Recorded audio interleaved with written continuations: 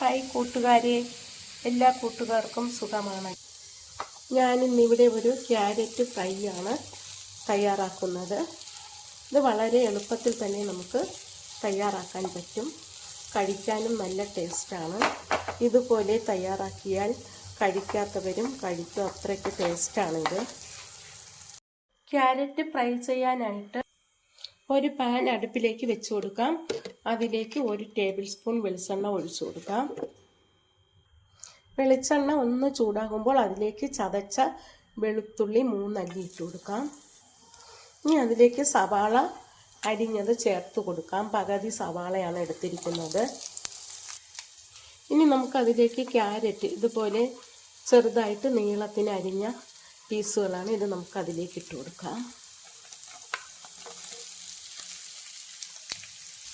2 പച്ചമുളക് അരിഞ്ഞതിട്ട് കൊടുക്കാം.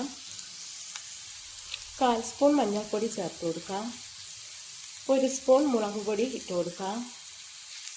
കുറച്ച് ഗരം മസാല ഇട്ട് കൊടുക്കാം. എന്നിട്ട് ഇതൊന്ന് ഇളക്കി കൊടുക്കാം. ഇനി നമുക്കിതിലേക്ക് കുറച്ച് ഉപ്പ് പൊടി ചേർത്ത് കൊടുക്കാം. ഉപ്പ് പൊടി ആവശ്യത്തിന് ചേർത്താൽ മതിയാകും. എന്നിട്ട് ഇത് നന്നായിട്ട് ഒന്ന് ഇളക്കി കൊടുക്കാം. ഇതിലേക്ക് വെള്ളമൊന്നും ചേർക്കേണ്ട ആവശ്യമില്ല. ഇനി ഇത് നമുക്ക് കുറച്ച് സമയം അടച്ച് വെച്ച് വേവിക്കാം. ഇടയ്ക്കിടയ്ക്ക് തുറന്നിട്ട് നമുക്കിത് ഇളക്കി കൊടുക്കാം.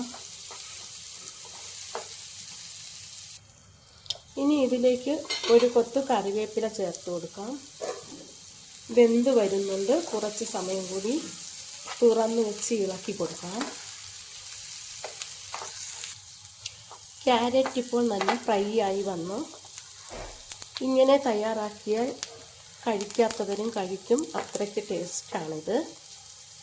ഇത് തയ്യാറാക്കാനും വളരെ എളുപ്പമാണ്, നല്ല രുചിയുമാണ്.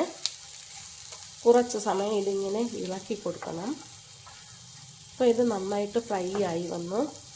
എൻ്റെ ഈ വീഡിയോ ഇഷ്ടമായെങ്കിൽ ആദ്യമായി കാണുന്നവരെല്ലാം എൻ്റെ ചാനൽ സബ്സ്ക്രൈബ് ചെയ്യണം, സപ്പോർട്ട് ചെയ്യണം. Thank you.